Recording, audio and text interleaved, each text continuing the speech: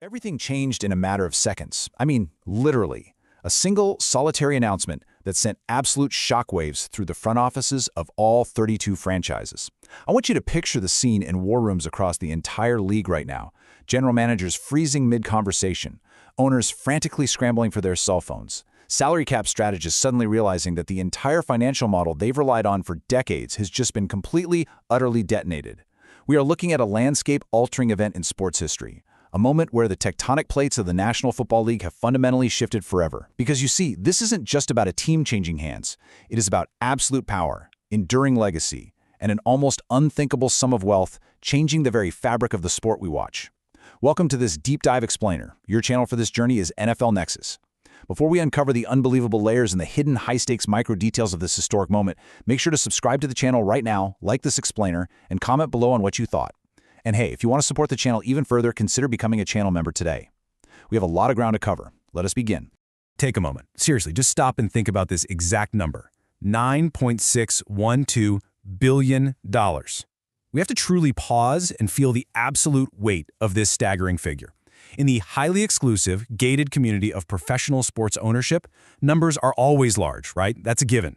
But this is a complete anomaly. This is a permanent recalibration of what a professional sports organization is actually worth.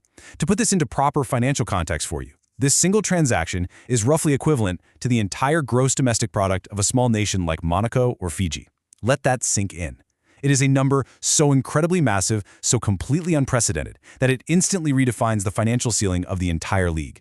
Because of the closed ecosystem nature of the NFL's 32 teams, every single owner just watched their own personal net worth skyrocket in a matter of minutes, all because of this one singular transaction. Section 1. A $10 billion record. Okay, let's dive into this, because we are not just talking about breaking a previous benchmark. We aren't just nudging past it. We are talking about completely obliterating it.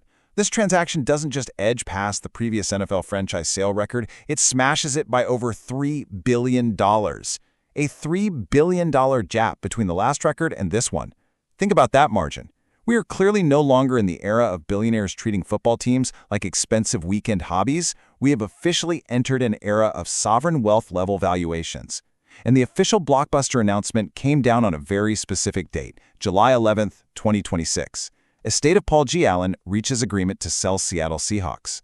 With those exact words, an entire era of Seattle football begins its final chapter. And you have to understand, this wasn't some rumor leaked to insiders on social media. This was a definitive, highly calculated statement released directly to the public, signaling the end of a multi-year waiting period that has heavily hung over the Pacific Northwest since 2018.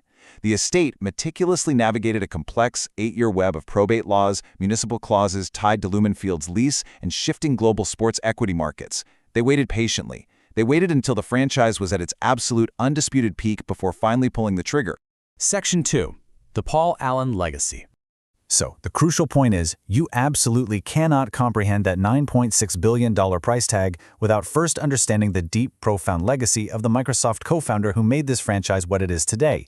The Seattle Seahawks are not just a line item on a balance sheet. For decades, they have been the physical manifestation of one man's relentless dedication to his city. Look back in 1997. The Seattle Seahawks were on the absolute brink of vanishing. Former owner Ken Behring had literally packed the team's equipment into moving trucks in the middle of the night, bound for Anaheim, California. The physical relocation had already begun, folks. Practice facilities down in Southern California were already being prepped for their arrival. The city of Seattle was literally weeks away from losing its NFL identity forever. And then Paul Allen stepped in. He purchased the team, not simply as a savvy business venture, but as a literal emergency rescue mission. He saved them. Then the tragedy of 2018. Paul Allen passes away, leaving his vast sports holdings in a trust controlled by his sister, Jody Allen. For years, Jody has been the steward of this team, meticulously guiding the franchise while preparing to execute her brother's intensely complex final wishes. And that brings us to 2026, the flawless execution of a master plan resulting in a record $9.612 billion agreement. And right here is where this story transcends football. All proceeds go to philanthropy. Every single cent. Every penny of this historic, record-breaking transaction is destined for charity. We are currently witnessing one of the largest single liquidations for philanthropic purposes in all of human history, and it's being facilitated through the sale of a football team. But I want you to really think about the granular logistics of this for a second. You don't just write a $9.6 billion check and drop it in a local donation bin. Liquidating an asset of this unbelievable magnitude requires an absolute labyrinth of financial structuring.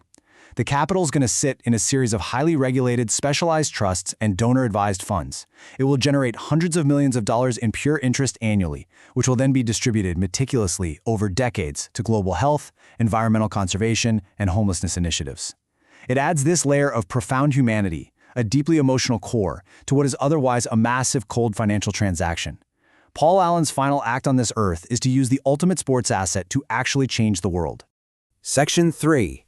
Enter Vinod Khosla. But obviously, a sale requires a buyer. And when the price tag is nearly $10 billion, the list of individuals on the planet capable of actually writing that check is vanishingly small. The tension around the league had been building for months. Who has the resources, the sheer ambition, and the vision to succeed someone like Paul Allen?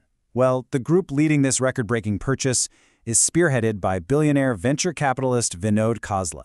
A true titan of Silicon Valley, Khosla is certainly used to ruthless boardrooms, but he is stepping into a spotlight here that is entirely unforgiving, taking control of a massive cultural institution.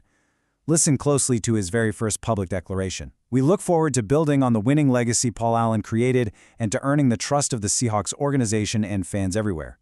Those are heavy, heavy words. He directly acknowledges the shadow of Paul Allen. He recognizes that trust in a sports town like Seattle is not bought with billions. It must be earned on the field. Now, what's really interesting about this statement is the immediate and intense complication hiding just beneath the surface of this pristine introductory quote. Vinod Khosla is not some outsider to the NFL.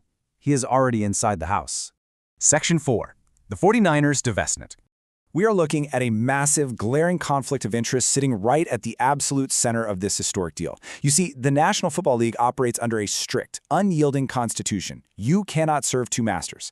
Consider his current position. He is a minority owner of the San Francisco 49ers. Now, weigh that against his pending reality, majority owner of the Seattle Seahawks. Guys, we are talking about the NFC West here. We are talking about a fierce, high-stakes divisional rivalry characterized by brutal playoff matchups, deeply rooted bad blood, and decades of intense animosity dating all the way back to the Harbaugh-Carroll years. The Khosla family is deeply, fundamentally embedded in the financial fabric of the 49ers. To switch sides, to literally pack up and move from the boardroom in Santa Clara to the owner's suite in Lumenfield requires a complete and total financial severing.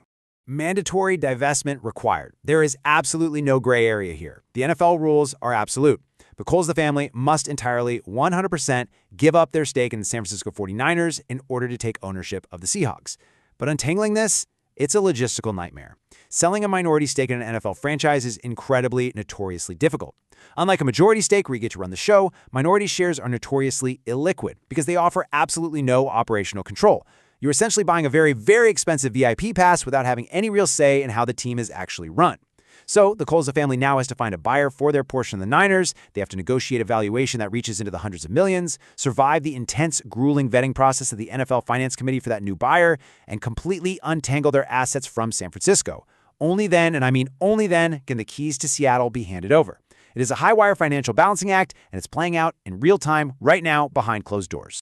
Section 5. Selling the reigning champions. And this brilliantly illustrates exactly what we're talking about today.